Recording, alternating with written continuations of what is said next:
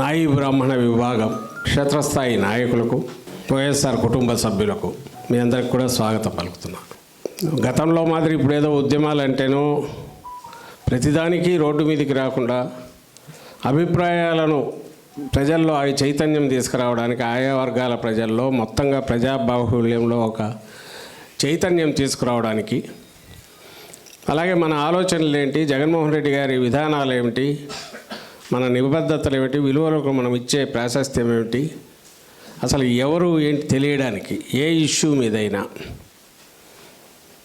Social media platforms అనేవి బాగా ఉపయోగపడుతున్నందువల్ల, ఎక్కడో ఢిల్లీలో కూర్చున్న వాళ్ళైనా కమ్యూనికేషన్ ఈ పల్లెల వాళ్ళకి ఇవ్వడం సులభమైనందువల్ల మనం కూడా దీన్ని వాడుకునే ప్రయత్నం చేస్తున్నాము. అది భవిష్యత్తులో పెరిగే దాంట్లో మీ పాత్రనే ఎక్కువ కీలకమైంది. అది మీ విభాగం కావచ్చు, ఇంకొక సామాజిక వర్గానికి సంబంధించిన విభాగం కావచ్చు, యూత్ కావచ్చు, స్టూడెంట్ కావచ్చు, పార్టీ కమిటీలైనా కావచ్చు. రాష్ట్రం మొత్తం మీద ఈ కమిటీల్లో నాయి బ్రాహ్మణాలు వివిధ కమిటీల్లో మనకు ఈరోజు లెక్క తీస్తే 10,000 మంది తేలారు. అంటే వైఎస్ఆర్ కాంగ్రెస్ పార్టీలో మనము గ్రామ స్థాయి నుంచి రాష్ట్ర స్థాయి వరకు పార్టీ వివిధ కమిటీల్లో, పార్టీ మెయిన్ కమిటీ కావచ్చు, మహిళా విభాగం కావచ్చు, లేదా స్టూడెంట్ కావచ్చు, యూత్ కావచ్చు, ఏదైనా కావచ్చు, లేదా మీ ఈ విభాగం కావచ్చు. యాక్చువల్లీ ఈ విభాగంలోనే తక్కువ ఉన్నారు. అందువల్ల మిగిలింది ఈ 9,000 మంది పైగా ఎక్కడున్నారయ్యా అంటే వైఎస్ఆర్ కాంగ్రెస్ పార్టీ ప్రధాన విభాగాల్లో ఉన్నారు, కుల విభాగంలో లేరు. అది ఒక రకంగా ఘనత. అది అంటే నాయి బ్రాహ్మణులకు సంబంధించినంత వరకు వైఎస్ఆర్ కాంగ్రెస్ పార్టీ కీలక స్థానాల్లో 10,000 మంది నాయకులు ఉన్నారనేది మనం గర్వంగా చెప్పుకోదగ్గ విషయం. మొత్తంగా బీసీలు చూస్తే మనకున్న ఇప్పటికి 13 లక్షలు 14 లక్షల నాయకత్వం గ్రాస్ రూట్స్ క్షేత్రస్థాయి దగ్గర నుంచి రాష్ట్ర స్థాయి వరకు అన్ని విభాగాలు పార్టీ ఇవన్నీ కలిపితే ఈ 13-14 లక్షలు ఇప్పుడు ఏదైతే అయిందో ఇప్పటికీ టార్గెట్ మంది 15 లక్షలు. నాకు తెలిసి 48% అనుకుంటా మొత్తంగా బీసీలు, అన్ని బీసీ వెనుకబడ్డ తరగతుల వాళ్ళు కలిపితే పార్టీ స్ట్రక్చర్లో 47% ఉన్నారు. ఇదేం డెలిబరేట్గా కూర్చొని చేసింది కాదు. మన కమిటీలు మీకు తెలియనిదే ఉంది. పార్టీ అంటే అక్కడక్కడ బలమైన నాయకులు ఎవరున్నారో కలుపుకుంటూ పోతారు, యాక్టివ్గా ఎవరున్నారో కలుపుకుంటూ పోతారు. మనం అంతా యాక తీస్తే that is reflecting the exact సొసైటీలో ఉన్న పొజిషన్ ఏది ఉందో దీంట్లోకి వచ్చింది. అందువల్ల మనం గర్వంగా చెప్పుకోగలిగేది అంటే జగన్మోహన్ రెడ్డి గారి నాయకత్వంలోని వైఎస్ఆర్ కాంగ్రెస్ పార్టీలో ఇక్కడ వెనుకబడ్డ వర్గాలు, దళితులు, అలాగే వివిధ వర్గాలన్నీ కూడా సమాజంలో వాళ్ళ జనాభా ప్రాతిపదిక ఏది ఉందో దానికి తగినట్టు లేదా మిన్నగా కూడా వెనుకబడ్డ వర్గాలకు, దళితులకు ప్రాధాన్యం. అది నామినేటెడ్ పదవుల్లో మనం మొదలుపెట్టిందంటే అది కాన్షియస్గా చేసింది. మన జగన్మోహన్ రెడ్డి గారు అనుకొని 50% పైన అనేది తీసుకున్నది. ఇప్పుడున్న సమకాలీన భారత రాజకీయాల్లో ఏ పార్టీల్లో చూసినా మనము సొసైటీలో ఉన్న సామాజిక వర్గాల ప్రాతిపదికన చూస్తే కరెక్ట్గా రిఫ్లెక్ట్ అవుతుంది మన పార్టీలో నాయకత్వం అనేది గర్వంగా మనం చెప్పుకోవచ్చు. ఇప్పటి నుంచి మనం చేయబోయేది ప్రతిదీ ఒకటేమో పొలిటికల్గా, రాజకీయంగా మనము టార్గెట్ ఏదైతే ఉందో మనం చెప్పుకోవడానికి ఘనమైన చరిత్ర 5 ఏళ్ల పాలన అయినా దాదాపు 15-20 ఏళ్లలో జరగాల్సిన డెవలప్మెంట్ కానీ, సంక్షేమం కానీ, ఆదర్శప్రాయంగా జగన్మోహన్ రెడ్డి గారు ఏదైతే అమలు చేశారో దాన్ని ఈ 2 ఏళ్లలోనే ఎంత ఘోరమైన పరిస్థితి ఉందో జనం వాళ్ళంతటా వాళ్ళే బేరీజు వేసుకొని ఆ రోజులు ఎంత బాగున్నాయి మళ్ళీ కావాలని వాళ్ళు అనుకుంటున్న పరిస్థితుల్లో మనము మన కేసు ప్రజెంట్ చేయడం అనేది పెద్ద కష్టం కాదు. తీసుకెళ్ళడము, చెప్పడము జనంలోకి. ఏ వర్గాలు వాళ్ళ సామాజిక వర్గానికి సంబంధించి వాళ్ళతో మమేకం కావడం సులభం కాబట్టి వాళ్ళకు సంబంధించిన బాధలో, సమస్యలో ఇంకోటో డిస్కస్ చేయడం సులభము. అలాగే మనం ఏం చేయగలమో వాళ్ళకు చెప్పడము, అలాగే ఫ్యూచర్లో వాళ్ళు ఏం కోరుకుంటున్నారో కూడా మళ్ళీ వెనక్కు తీసుకొచ్చి మళ్ళీ నాయకత్వానికి చెప్పి దానికి తగినట్టు విధానాలు ఇచ్చేయడంలో కూడా చేయడానికి కూడా అవకాశం ఉంటుంది. కాబట్టి మీరు మీ వర్గానికి, సామాజిక వర్గానికి సంబంధించినంత వరకు మూలాలు లేక అంటే ప్రతి కుటుంబంలోకి ఎట్లా పోవాలి టార్గెట్.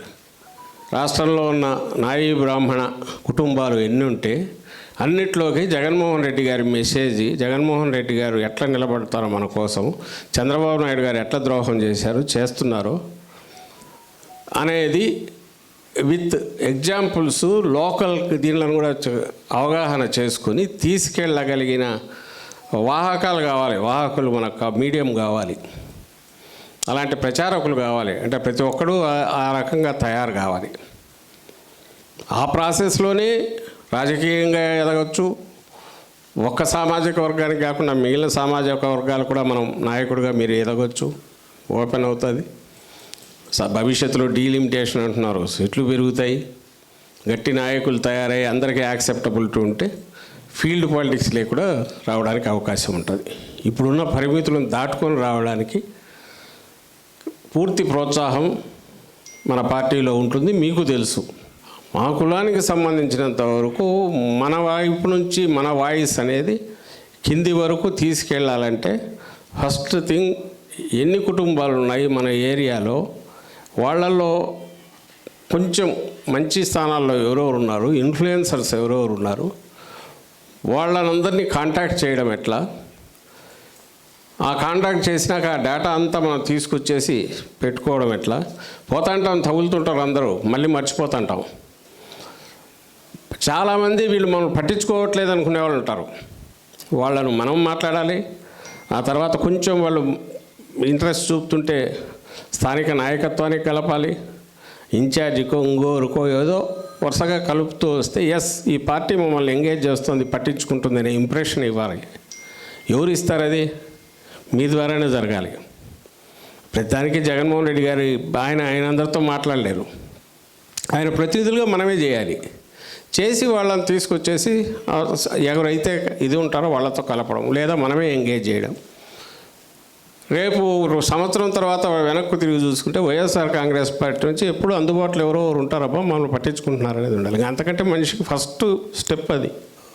రోజంతా జగన్మోహన్ రెడ్డి గారి పేరు తలుచుకుంటూ ఆయన తిట్టి పెట్టడం, ఆయన కదిలితే తప్ప ఏ సమస్య మీద రియాక్ట్ కూడా కాకపోవడం. హడావుడిగా సెంటర్కు ఓ లెటర్ రాస్తారు, అది మిర్చి అయితే మిర్చి, బహుశా ఫిలిన్ ది బ్లాంక్స్ లాగా రాస్తారు అనుకుంటా మద్దతు ధరలకు సంబంధించి. మామిడి అయితే మామిడి. ఇంకా దీనికి ఇక్కడ రాష్ట్ర ప్రభుత్వం ఎందుకు, వాళ్ళు అక్కడే ఢిల్లీ దాని కిందనే పోతే సరిపోతుంది కదా వాళ్ళ కలిసి రాయడం. ఇప్పుడు పొగాకు మొన్న ఈయన ప్రకటించాడు కదా, ఇమీడియట్ పొగాకుకు సంబంధించి మీరు ఏదైనా చేయండి అని చెప్పి చంద్రబాబు నాయుడు గారు ఒక లెటర్ రాశారు. ఆయన సీరియస్ అయ్యాడు, చాలా అర్జెంటుగా మోడీతో మాట్లాడాడు, ఇంకోరితో మాట్లాడాడు, అయిపోయా కొట్టేసాను. ఇదే మన హయాంలో ఎట్లా జరిగిందని చూస్తే చెప్పడానికి మనకు ఎన్ని లేవు. అసలు మద్దతు ధర లేని వాటికి కూడా ఎక్కడన్నా ఇదే అయితే మార్కెట్ ఇంటర్వెన్షన్ అనే దానికోసం ఫండ్ సపరేట్ పెట్టి కరెక్ట్ మార్కెట్లో కాంపిటీషన్ క్రియేట్ చేసి రేట్లు పెంచినవి వందల కొద్ది ఉదాహరణలు ఉన్నాయి. యూ కెన్ రీకాల్, చెప్పచ్చు నాయన మా హయాంలో ఎట్లుంది. ఇది మన దగ్గర ఇక్కడ మాట్లాడితే ఓ మెసేజ్ చిన్నది వస్తుంది. మీరు ఇదే ఈ వేల గొంతులు రాష్ట్రం అంతా చెప్తూ వచ్చాయనుకోండి, లక్షల మందిలోకి వెళ్తాయి. అవును కదా, కరెక్టే కదా. ఇంకా అవకాశాలు అందుకోలేని వాళ్ళకు అవకాశాలు అందించడం ఎట్లా, ఆ చైతన్యం పొలిటికల్ పార్టీలు కలిగించాలి, పొలిటికల్ పార్టీల్లో విభాగాలుగా ఉన్న మీరు కలిగించాలి. మీ కులానికి సంబంధించి ఎంతమంది యూత్ ఉంటారని ఆయన చదువుకోనరా అని చెప్పాలి, చదువుకుంటే ఉండే అవకాశాలు చెప్పాలి, ప్రభుత్వం నుంచి ఉన్న ఆపర్చునిటీస్ వాళ్ళకి ఎక్స్ప్లెయిన్ చేయాలి. అలాగే మన ప్రభుత్వమే వస్తే దానికి తగిన విధానాలు కూడా పెట్టి మనం చేస్తాం.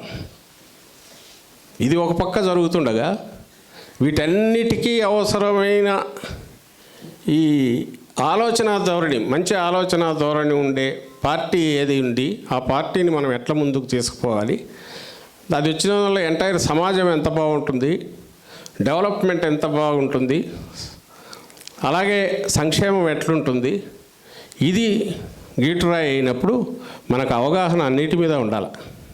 మిగిలింది పార్టీకి సంబంధించిన అన్ని యాక్టివిటీస్లో ముందుండడం ఎట్లా, పోటీ పడడం ఎట్లా, ప్రజల్లోకి వీలైనంత ఎక్కువ మన జగన్మోహన్ రెడ్డి గారి ఆలోచనలు కానీ పార్టీ విధానాలు కానీ తీసుకెళ్ళాం. మళ్ళీ వచ్చే ఎన్నికల్లో నేను ఇంతకుముందు అన్నట్టు ఈ తెలుగుదేశం పార్టీని ఈ మాఫియాను మొత్తంగా భూస్థాపితం చేయడం, దాని ఆవశ్యకతను ప్రజలు గుర్తించేట్టు చేయడం టార్గెట్గా పెట్టుకుని మనం మన ఏరియాల్లో అక్కడక్కడ అవసరాలను బట్టి పనిచేయాల్సిందిగా కోరుతూ and I wish you all the best. Thank you.